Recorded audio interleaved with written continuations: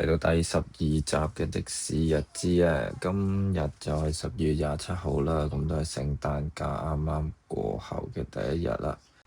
而家呢個時間大約就係朝早嘅11點鐘啦。假期我都比較晏嘅，食完早餐出嚟開工，開工就撳支 Uber 嘅就去油麻地。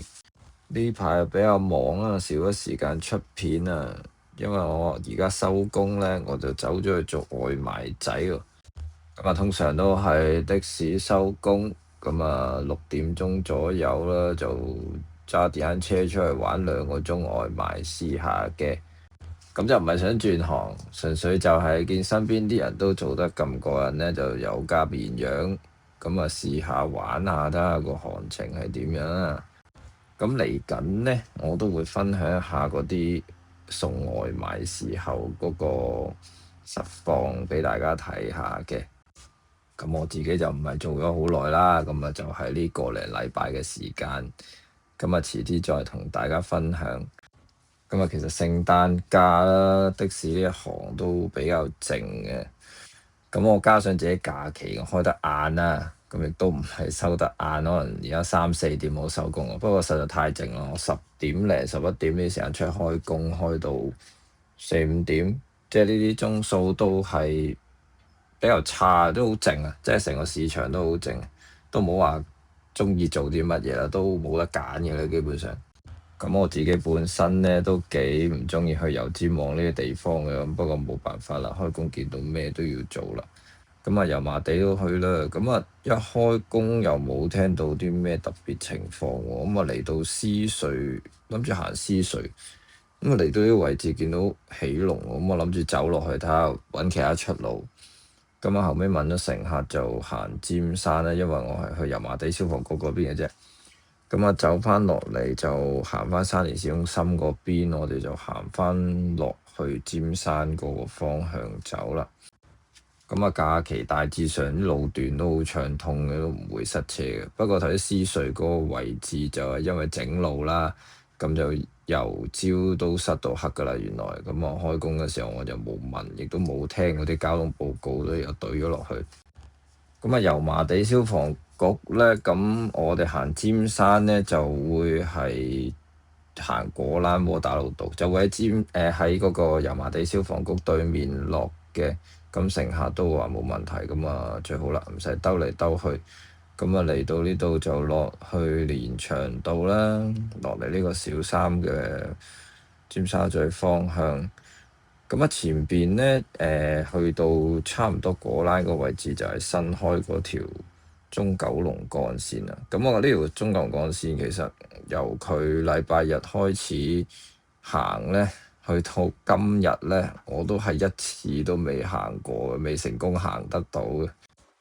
究竟個成效有幾大呢？個效果好唔好？又或者會唔會有反效果呢？就真係要等到時返工返學都開齊晒之後呢，就會知道啦。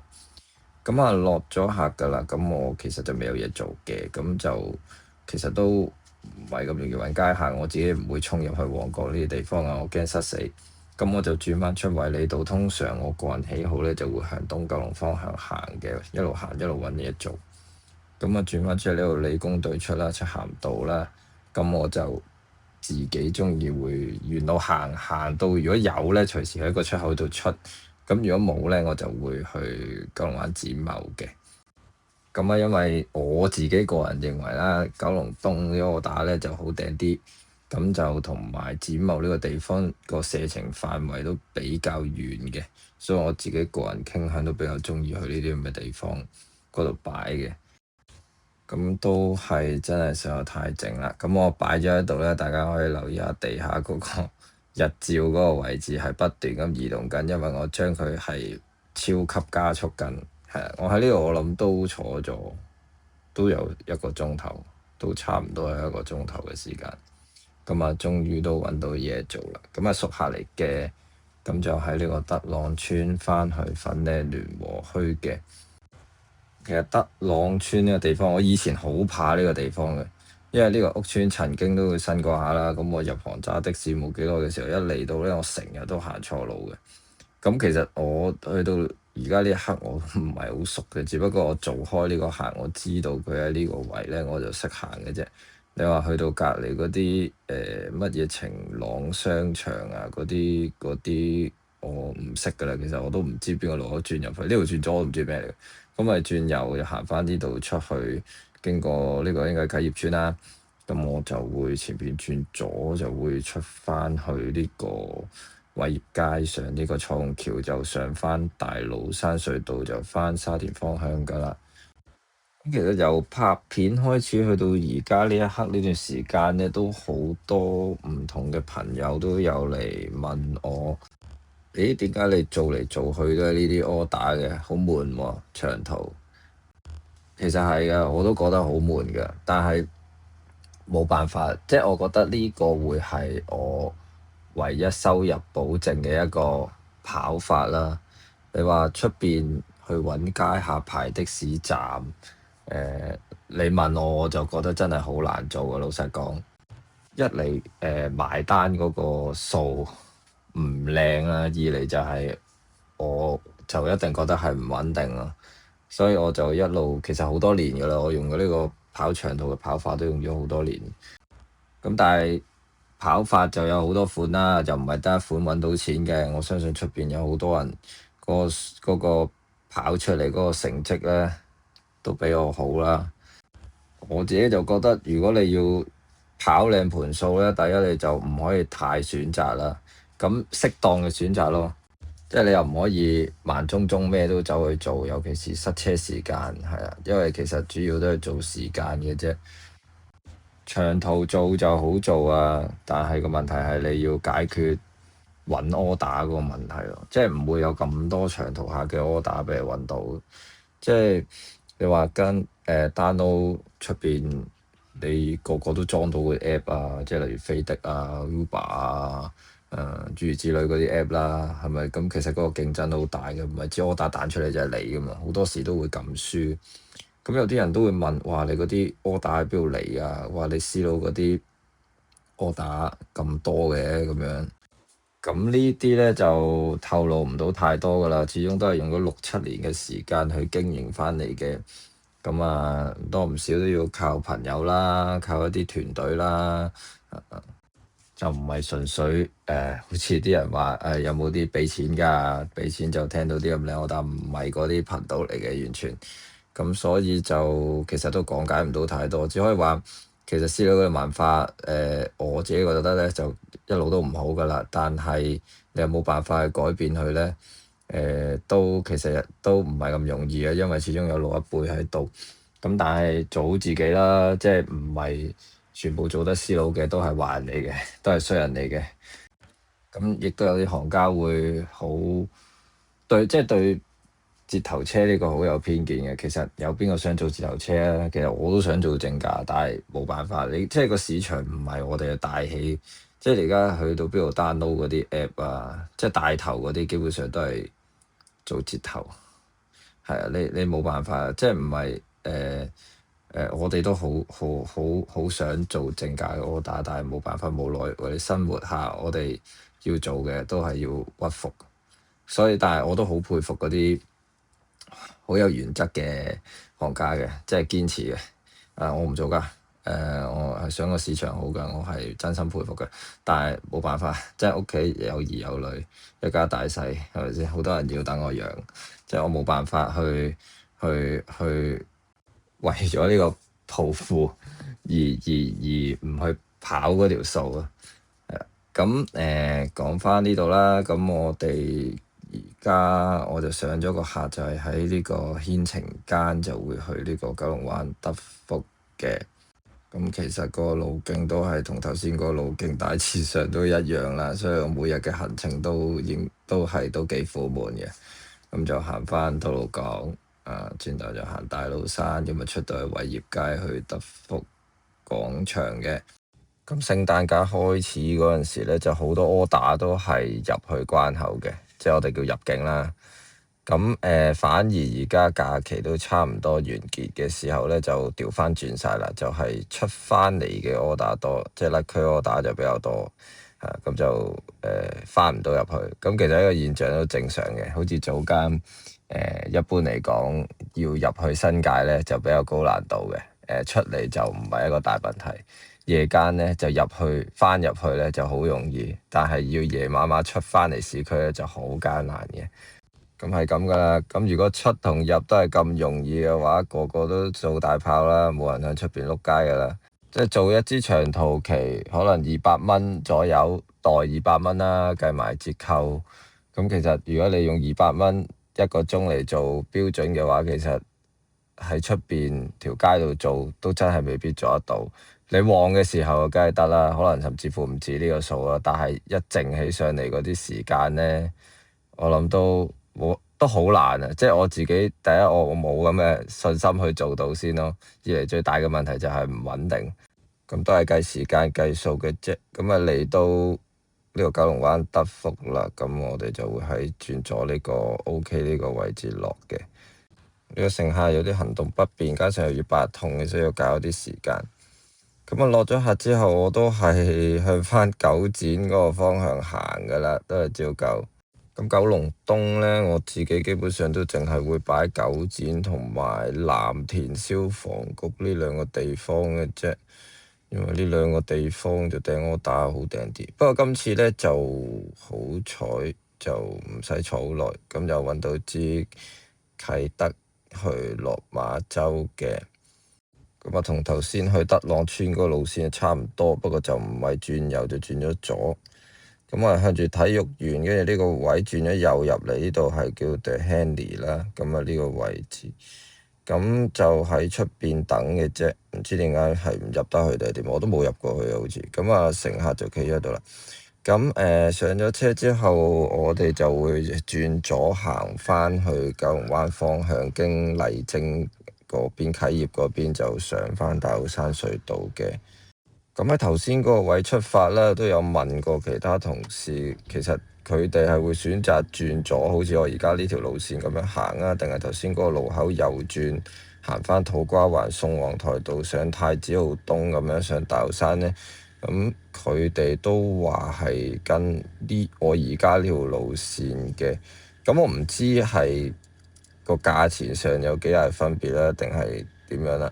咁就測試唔到啦。你哋又會唔會係轉右行嘅呢？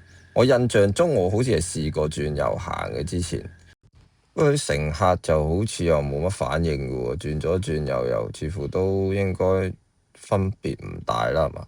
咁今次就會去福田口岸啦，即係落馬洲啦。咁早排呢，亦都有個朋友 DM 我就問喎，呢個福田口岸同皇崗口岸係咪差唔多？其實點樣講呢？其實福田口岸同皇崗口岸係兩個唔同嘅口岸嚟嘅。不過如果你係以揸的士嘅角度嚟講呢，日頭呢，基本上我哋淨係會去福田口岸嘅啫，因為皇崗口岸我哋係唔上得去嘅，日頭嗰個時間只可以車乘客去黃巴站嘅啫，轉黃巴嘅。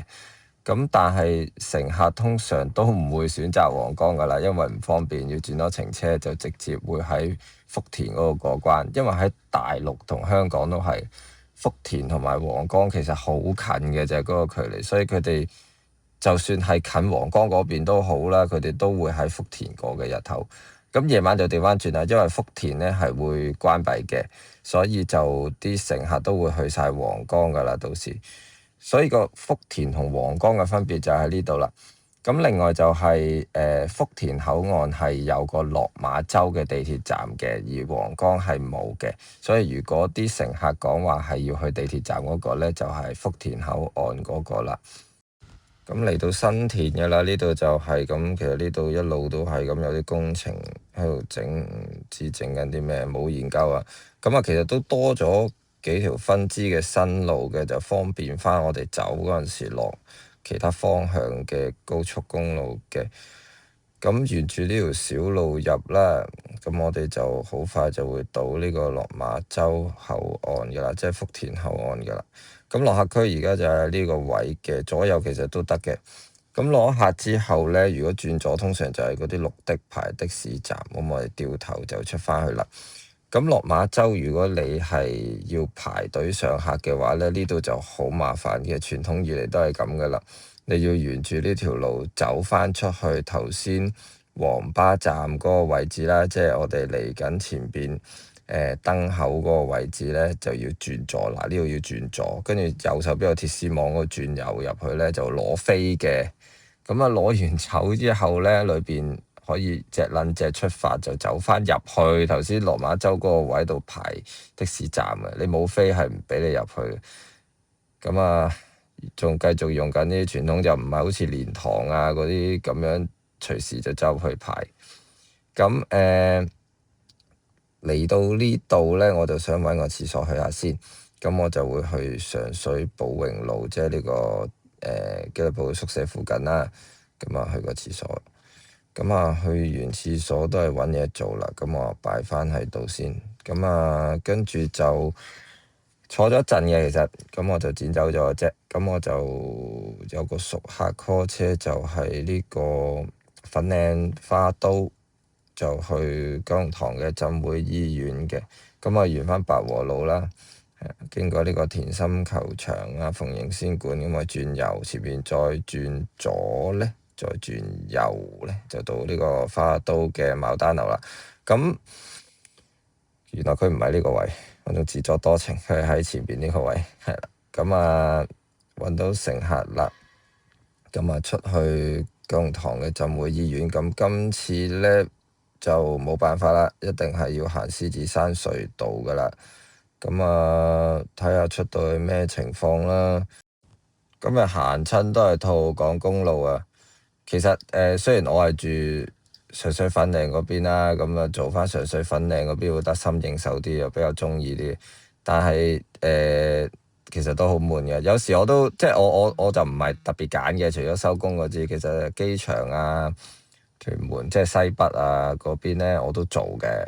只不過今日咁啱開正，全部都係翻嚟東北呢一邊，咁就都冇辦法啦，悶都要做噶啦。咁九龍塘呢個地方，老實講，我都係真係都係算係少去嘅，因為佢都算係啲偏向中間近油尖旺嗰啲位置，我都真係好少去。不過都係嗰句啦，實在真係太靜啦，冇辦法都要做。其實唔去嘅原因係，因為我去最怕油尖旺嘅原因係塞車啊。咁正常嘅禮拜日咧就好啲嘅，我就去嘅。咁純粹係多登啲嘅啫，但係閒日啊、禮拜六咧，尤其是禮拜六，真係搞唔掂，好塞車，所以一聽到話驚啊，寧願坐都唔會去嘅嗰啲地方。咁今次冇辦法啦，咁就算獅隧啊，其實都整到都塞咗好耐，我係加速到加好多倍嘅速先咁快過到。咁啊前後我諗緊嗰個位置都搞咗成10零分鐘先過得到。咁啊入咗嚟獅隧之後，咁啊出隧道咧，咁我哋就會沿住右線就落窩打老道，咁啊挨翻左線啦，咁啊直落過兩支燈位轉左咧，其實就已經係浸會醫院嚟噶啦。咁浸會醫院咧有兩個位置嘅，咁啊一個位置就係我而家落下呢個位置啦，另外一個位置就係前邊嗰個路口轉左咧，嗰度就係入醫院嗰個範圍入邊嘅。咁啊落咗下之後咧，我都係同一個伎倆噶啦，二話不說就擰落去九龍東，咁就一路都係去翻九展啦，嗰度揾 order 做嘅。咁我今次就揾收工期嘅啦，咁啊都去到咁上下時間啦，都唔會做其他地方噶啦。咁我就會揾一支翻上水粉嶺收工嘅。咁今次咧都坐咗啲時間嘅，咁啊冇第一次坐咁耐嘅，咁我都坐咗啲時間啦。咁我就都係加速啦，無限加速啦。咁啊，其實我呢段時間都有開住直播嘅，咁都有啲朋友嚟同我傾下偈、解下悶啦。咁啊，其實我就 keep 住嚟緊都會主要開多啲直播嘅。咁啊，因為我真係冇太多時間去勾條片出嚟做後期製作啦、去剪啦，尤其是係上錄音，因為花太多時間啦。我收工翻到去咧，我又要去玩下送外賣啦。咁送完外賣，其實翻到屋企8點幾，我都要食飯啦。咁食完飯沖埋涼，咁陪下屋企人嘅都要瞓覺。基本上我係完全係冇時間做其他製作。咁啊，揾到支柯打㗎啦，咁就係呢個坪石邨啊，坪石邨就返去粉嶺嘅。咁坪石邨呢個位咧，其實我都驚驚地嘅。其實我嗰頭真係唔熟。其實知道嘅朋友，其實坪石邨咧係有一個好隱蔽嘅位轉上去嘅。咁亦都唔係得呢個位置上嘅。咁啊的士站好彩我識，咁啊好搞笑。其實呢個客咧，天長間啊，係咦又係你？係啊，我就係頭先你有搭風啊。哦，又係同一個師傅啊！係啊係啊，咁啱啊！車翻我入去，你嗰度車翻你入去啊？我快收工。咦，啱啱好啊！你喺裏邊收交啊？係啊，我住聯和墟啊。係啊，呢個客就係頭先我第3支旗喺呢個粉嶺牽晴間出去九龍灣德福嗰個客嚟嘅，行動不便嗰個要八達通嗰個客嚟嘅。咁啊咁啱佢又係返去牽晴間，咁又俾我做得返佢。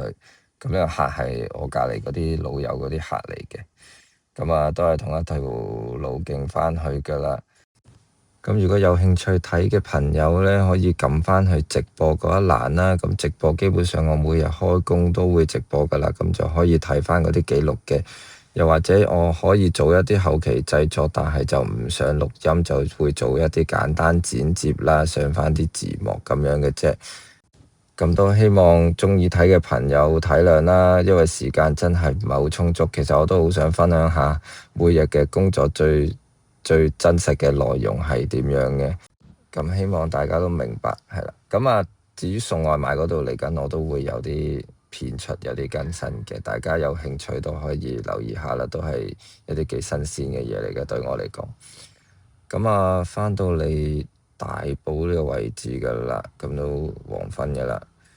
咁就都其實用咗咁多時間先係做得，而家係第6支旗，第6支旗玩咗幾個鐘啊？都冇6個鐘嘅，差唔多啦，係啦，6個鐘頭到啦。咁啊，返嚟粉嶺區啦，咁就牽晴間呢，我哋就會向華心方向，係啦，第一個路口出，即係和合石呢個方向出。咁啊出咗之後個燈位呢，我哋會右轉嘅。咁啊再第一個路口右轉。咁啊呢度一入閘右邊係1、2、3、4座。咁啊呢度直去呢，就由12座開始數起㗎啦，倒數嘅。咁啊最入反而係5座嘅。咁啊落咗客啦，咁啊跟住就會去華心村入戲㗎啦。咁我打俾個夜間起身，不過佢好似又唔係好知醒，又叫我等多陣。咁我就去打個戲先。咁打完戲之後呢，我就會去整個麥當勞食下先。咁今日就係咁多啦，我哋下次見，拜拜。